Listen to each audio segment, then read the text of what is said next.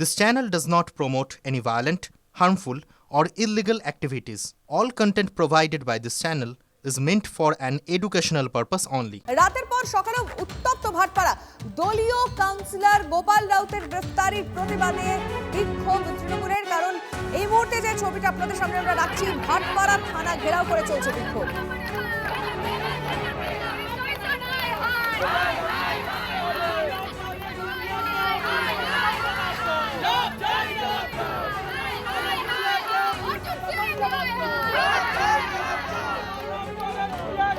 অনন্ত চট্টোপাধ্যায় আমাদের প্রতিনিধির সঙ্গে কথা বলবো। অনন্ত, ঠিক কি বলতে চাইছেন এই কর্মীরা? দেখো, স্থানীয় বাসিন্দা তৃণমূল কর্মী যারা, তারা থানা ঘেরাও করেছে। মহিলাদের সংখ্যা বেশি রয়েছে। তাদের অভিযোগ, গোপাল রাউতকে ফাঁসানো হয়েছে, তাকে পুলিশ অন্যায়ভাবে গ্রেফতার করেছে, তার মুক্তি চাই। সেই মুক্তির দাবিতে অমিত গুপ্তা, অর্থাৎ ভাটপাড়া প্রার্থী তৃণমূলের অমিত গুপ্তার নেতৃত্বে তাই থানা ঘেরাও চলছে। তবে পুলিশের সাথে কথাবার্তা বলছেন অমিত গুপ্তা এবং আরো যারা ভাটপাড়ার নেতৃত্ব আছে তারা, যাতে এই ঘেরাও উঠে যায় সেই জন্য পুলিশ কথাবার্তা চালাচ্ছে। তবে এই যতই ভোট গড়াচ্ছে, যত ঘন্টা যত এগোচ্ছে, ততই যেন ভাটপাড়া উত্তপ্ত হচ্ছে, জগদ্দল উত্তপ্ত হচ্ছে।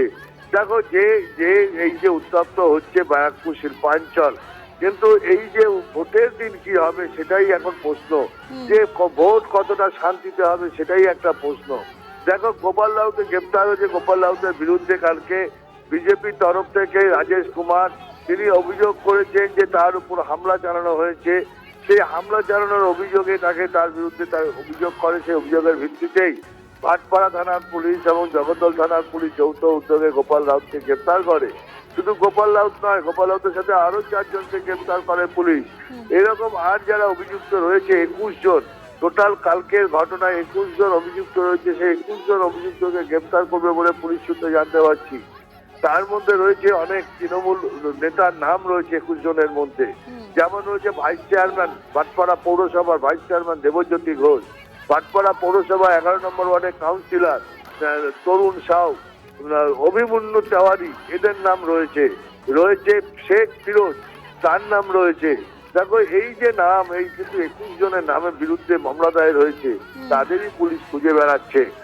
তুমি নজর রাখো তাদের কি খোঁজ খবর পাওয়া যায় কিনা, কারণ যে গ্রেফতারি নিয়ে তৃণমূলের কর্মীরা এই মুহূর্তে থানার সামনে বিক্ষোভ দেখাচ্ছেন, সেই পরিস্থিতির কারণটা কি সেই ছবিটা আপনাদেরকে দেখাচ্ছে। কারণ গতকাল রণক্ষেত্র ভোটের ঠিক 2 দিন আগে, আর সব থেকে বড় বিষয় আজকে যেখানে প্রধানমন্ত্রী আসবে তার ঠিক আগের রাতে এই ছবি দেখা গেছে ভাটপাড়ায়। এই জগদ্দলের এক কথা ভয়ঙ্কর এক পরিস্থিতি তৈরি হয়েছিল। তৃণমূল বিজেপির দুপক্ষের মুখোমুখি সংঘর্ষ।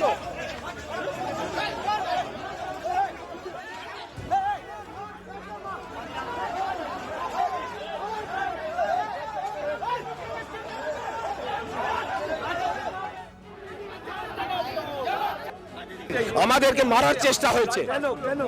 আমরা যেহেতু আমি মমতা ব্যানার্জির বিরুদ্ধে এফআইআর করতে আসলাম, তার এফআইআর ফার্স্ট প্রথম তো এফআইআর নিচ্ছিল না বলে রিসিট দিয়েছে। এফআইআর কবে করবে আমি জানি না, কিন্তু তারপরে ইমিডিয়েটলি আমরা দেখলাম কি ইতিমধ্যে টিএমসির গুন্ডাদের একটা টিম এখানে ঢুকে গেছে। পুলিশের কি ভূমিকা ছিল? পুলিশের ভূমিকা, সিপি, ডিসিপি, আইসি সব এখান থেকে পালিয়েছে, ও সব সেন্ট্রাল ফোর্সকে এখান থেকে নিয়ে গেছে, ও টিএমসির গুন্ডাদেরকে ঢুকিয়ে দিয়েছে থানার মধ্যে। ওখান থেকে 4-5 জন নেমেছে, আর ফায়ারিং আর বম্বিং শুরু হয়েছে।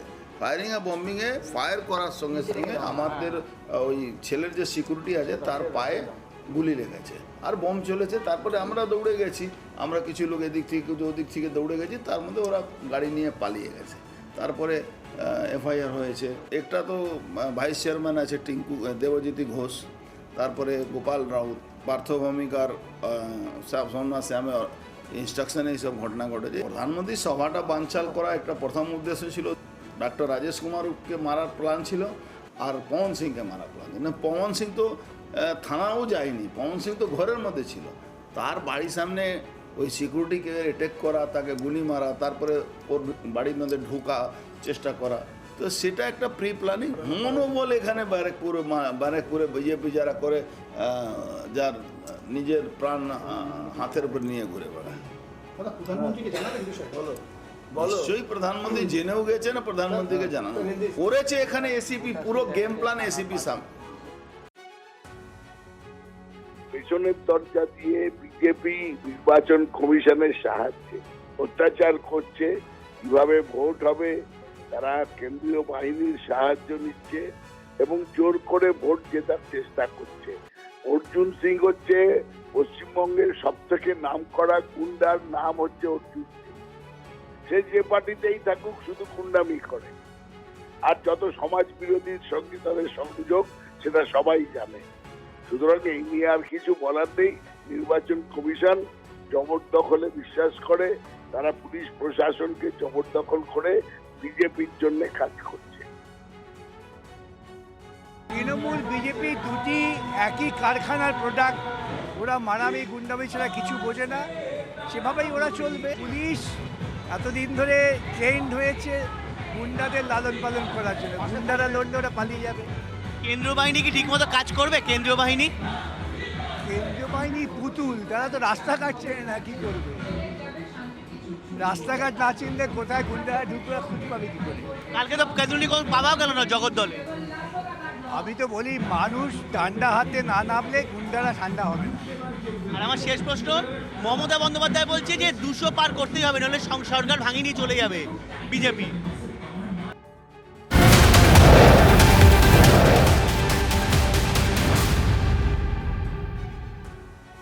রণক্ষেত্র জগদ্দল বিজেপির উপর হামলার অভিযোগে এখন অব্দি গ্রেফতার তৃণমূল কাউন্সিলর সহ 4 জন।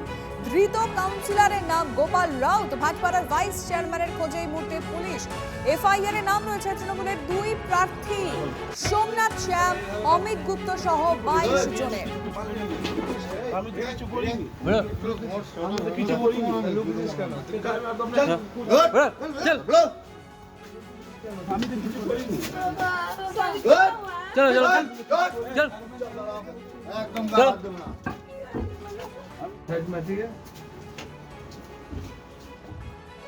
ভোটের 2 দিন আগে জগদ্দলে চলল গুলিবিদ্ধ বিজেপি প্রার্থী পবন সিং এর নিরাপত্তা রক্ষী সিআইএসএফ জওয়ান।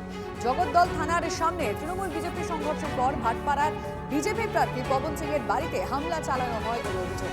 বাড়ি লক্ষ্য করে এলো পাথারি ইট ছোড়ার অভিযোগ। পরিস্থিতি সামাল দিতে বেরিয়ে আসেন পবনের নিরাপত্তা রক্ষী যোগেশ শর্মা। তাকে লক্ষ্য করে গুলি চলে, পায়ে গুলিবিদ্ধ হয়ে লুটিয়ে পড়েন যোগেশ। মধ্যরাতে বাইপাসে সংলগ্ন বেসরকারি হাসপাতালে সব কিছু ঝামেলা মিটিয়ে গেছে। আমি আমার বাড়ি গিয়েছে, দেখছেন নিচনে বম চলেছে, ফায়ারিং হয়েছে। সিআইএসএফ গুলিবিদ্ধ। আমার সিআইএসএফ বাইরে গিয়েছে দেখার জন্য কি হচ্ছে, তো ওর উপরে গুলি চলেছে, গুলি লেগে গেছে। কোথায় গুলি লেগেছে? পায়ে গুলি। কি নাম আছে ওর? কি নাম আছে? যোগেশ শর্মা। যোগেশ শর্মা এখন কোথায় আছে? এখন হসপিটালে আছে, ও নিয়ে যাচ্ছে অন্য হসপিটাল, এখানে ট্রিটমেন্ট। কি হয়েছিল? আপনাকে প্রাণে মারার চেষ্টা হয়েছিল? আমি জানি না, লেকিন এরকম আমার বাড়ি নিচনে করছে, তো চেষ্টাই তো করছে আমাকে মারার জন্য। কারা কারা এরা কারা? এখনই তো ঝামেলা হয়েছে টিএমসি লোক সঙ্গে। খুবই ভয়ঙ্কর। এটা প্রি প্ল্যান অ্যাট্যাক ছিল, এটা কোনো অ্যাট্যাক ছিল না, প্রি প্ল্যান। আমার এখন খবর নিলাম কি ওর গাড়ি কালকে অনেকবার ফলো করা হয়েছে। পবন সিং এর গাড়ি ওখান থেকে থানা ক্রস করেই পবন সিং এখানে এসেছিল। তখন ওর গাড়ি 2-3 বার করেছিল আর জয় বাংলা স্লোগান দিচ্ছিল। 2-3 বার ও গাড়ি আমার এখন সিএসএফ যে অফিসার ছিল ওর সঙ্গে কথা হচ্ছিল, ওই বললো আমাকে কি স্যার এটা প্রি প্ল্যান অ্যাটাক ছিল। ভোটের আগে যদি এই অবস্থা হয় তাহলে ভোটের দিন কতটা শঙ্কিত? দেখুন, ইলেকশন কমিশন যদি সঠিক সিদ্ধান্ত না নেয়, সঠিক অ্যাকশন না নেয়, তা আমার মনে হচ্ছে বড় সড়ো ঘটনা।